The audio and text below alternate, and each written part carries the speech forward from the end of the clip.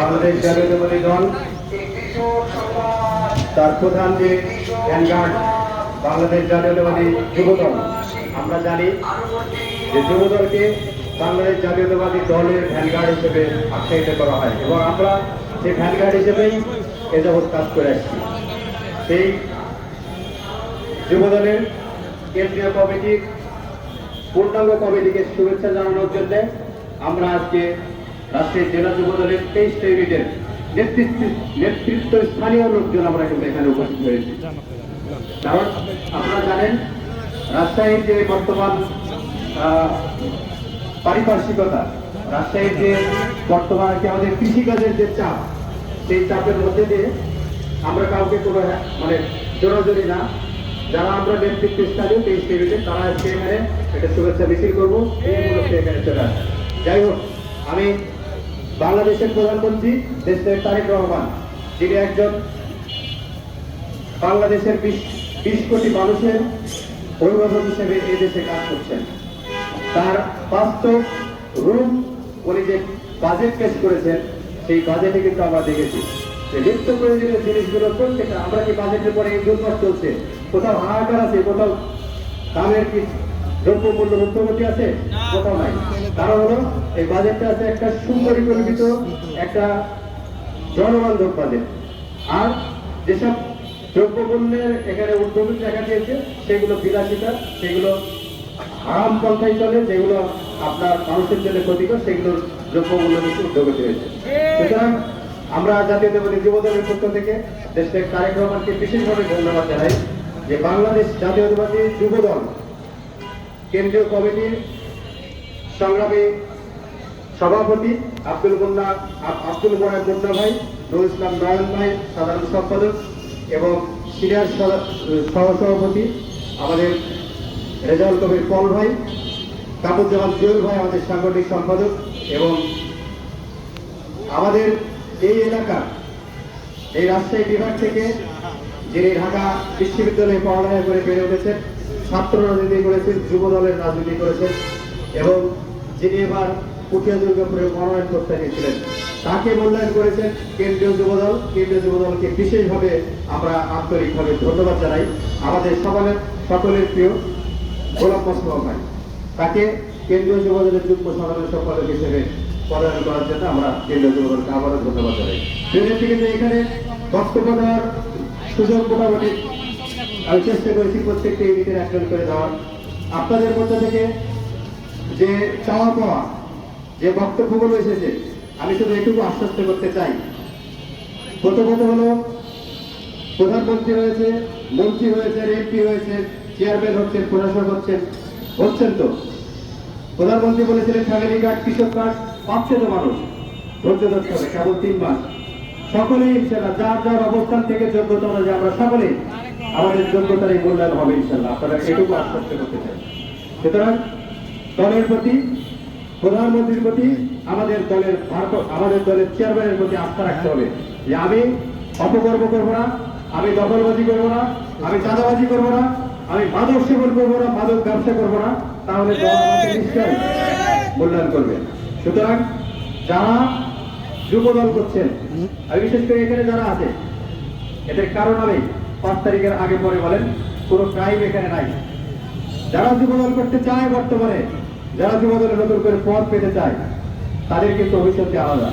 সুতরাং আমাদের আশেপাশে, আমাদের সমাজে যারা যুবদলের নাম ভাঙিয়ে কোনো প্রকারের কোনো বিশৃঙ্খলা করবে, মাদক ব্যবসার সাথে জড়িত হবে, কোনো চাঁদাবাজির সাথে জড়িত হবে, দখলবাজির সাথে জড়িত হবে, যারা কোনো মানুষের সাথে কোনো খারাপ আচরণ করবে, তাদেরকে আমরা প্রতিহত করব।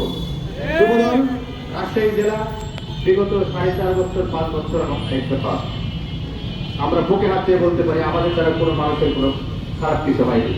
যাদের দ্বারা আমাদের নাম ভাঙিয়ে যারা করি তারা বিচ্ছিন্নতাবাদী, তারা নিজের স্বার্থ হাসিলের জন্য দলকে ব্যবহার করতে চায়, আমরা তাদেরকে প্রতিহত করবো।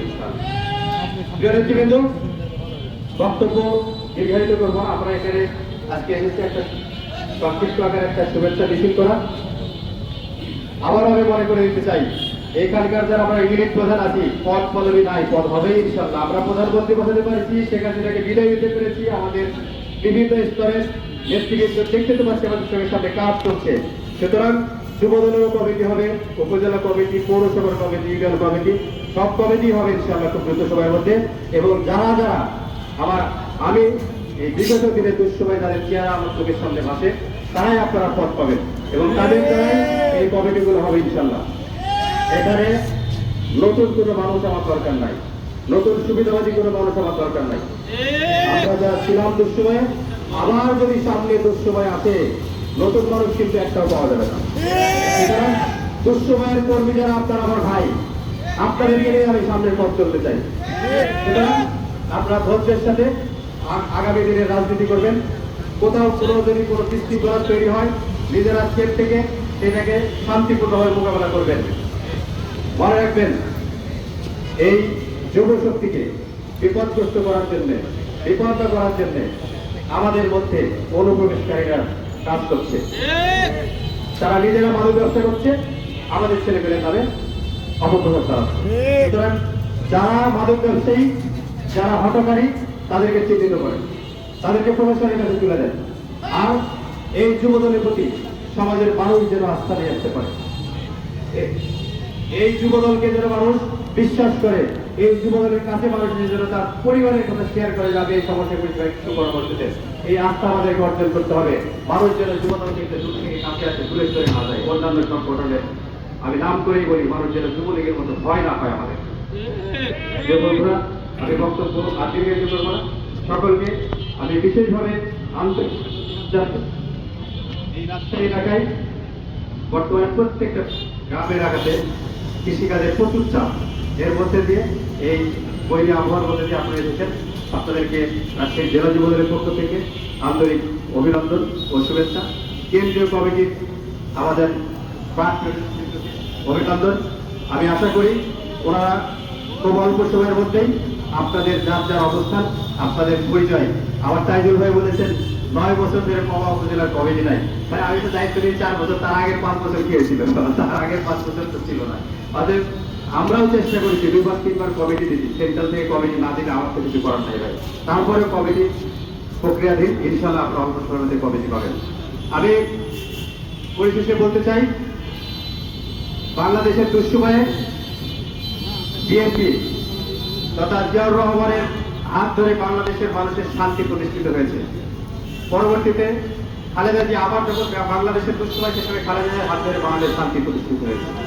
তারপরে এই ফ্যাসিস্টের যে দুঃশাসন, এই দুঃশাসনে আপনারা সকলেই জানেন, শুধু লন্ডন থেকে আমাদের নেতা তারেক রহমান ভিডিও কলে, কনফারেন্সে, তারপরে আমাদের স্কাইপিতে দিক নির্দেশনা দিয়ে ফ্যাসিস্টকে বিদায় করতে আমরা সক্ষম হয়েছি। ঠিক আছে না? সুতরাং তারেক রহমান একজন সৈনিক হিসেবে কাজ করতে হবে, এই আশা ব্যক্ত রেখে আমি আমার বক্তব্য শেষ করছি। বাংলাদেশ জিন্দাবাদ, বাংলাদেশ জাতীয়তাবাদী যুবদল জিন্দাবাদ।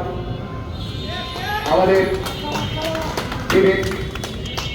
বাংলাদেশ জাতীয়তাবাদী দলের অভিভাবক শহীদ রাষ্ট্রপতি অমর হোক, খালেদা জিয়া অমর হোক, তারেক রহমান জিন্দাবাদ।